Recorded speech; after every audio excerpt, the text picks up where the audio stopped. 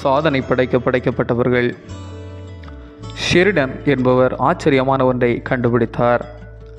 அவருடைய வீட்டின் அருகாமையில் மரங்களுக்கு இடையே அமைந்திருந்த அழுக்கான ஒரு பாதையின் வழியாய் சென்றபோது அங்கே ஒரு விளையாட்டு மைதானம் ஒளிந்திருப்பதை அவர் கண்டுபிடித்தார். குச்சிகளால் ஆன ஏணி, மரக்கிளைகளால் தொங்கவிடப்பட்டிருந்த ஊஞ்சல்கள், மேலும் கொம்புகளுக்கு இடையே தொங்கு பாலம் போன்றவைகள் இடம்பெற்றிருந்தது. யாரோ ஒருவர் இந்த பழைய கயிறுகளையும் கொம்புகளையும் விசித்திரமான ஒரு படைப்பாய் மாற்றியிருந்தார்.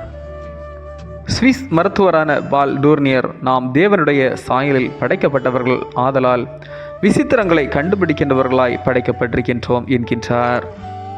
தேவன் உலகத்தை விசித்திரமாய் உண்டாக்கியபடியால், மனிதர்களை நன்மை தீமை அறியத்தக்கவர்களாய் உண்டாக்கியபடியால், நீங்கள் பலுகி பெருகி பூமியை நிரப்புங்கள் என்று நமக்கு கட்டளையிட்டபடியாலும், நாம் இந்த உலகத்தை கனிகளோடு ஆண்டு கொள்ளும் போது ஆச்சரியங்களை கண்டுபிடிக்கின்றவர்களாயும் புதிய காரியங்களை தோற்றுவிக்கின்றவர்களாயும் இருக்கின்றோம். அந்த கண்டுபிடிப்புகள் சிறியதோ அல்லது பெரியதோ, அது மற்றவர்களுக்கு பிரயோஜனப்படும் விதத்தில் இருக்க வேண்டும். அந்த விளையாட்டு மைதானத்தை உண்டாக்கியவர்கள் அதை பயன்படுத்தும் மக்களிடையே மகிழ்ச்சியினால் திருப்தி அடைவார்கள் என்று நாமும் நம்புகின்றோம். ஒரு புதிய இசையை தோற்றுவிப்பதாகட்டும், சுவிசேஷ ஊழியத்திற்கான புதிய யுக்தியாயிருக்கட்டும், உடைந்து போன திருமண வாழ்வை மீண்டும் புதிதாய் துவக்குவதாய் இருக்கட்டும், இதுபோன்ற அனைத்து விதமான விசித்திரங்களும் நம்மை ஊக்கப்படுத்தக்கூடியவைகள்.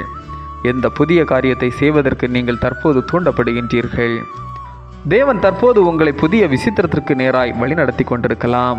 நீங்கள் பலுகி பெருகி பூமியை நிரப்பி அதை கீழ்ப்படுத்தி ஆண்டு கொள்ளுங்கள் என்று சொல்லி ஆதியாகமம் 1:28. ஜெபம்.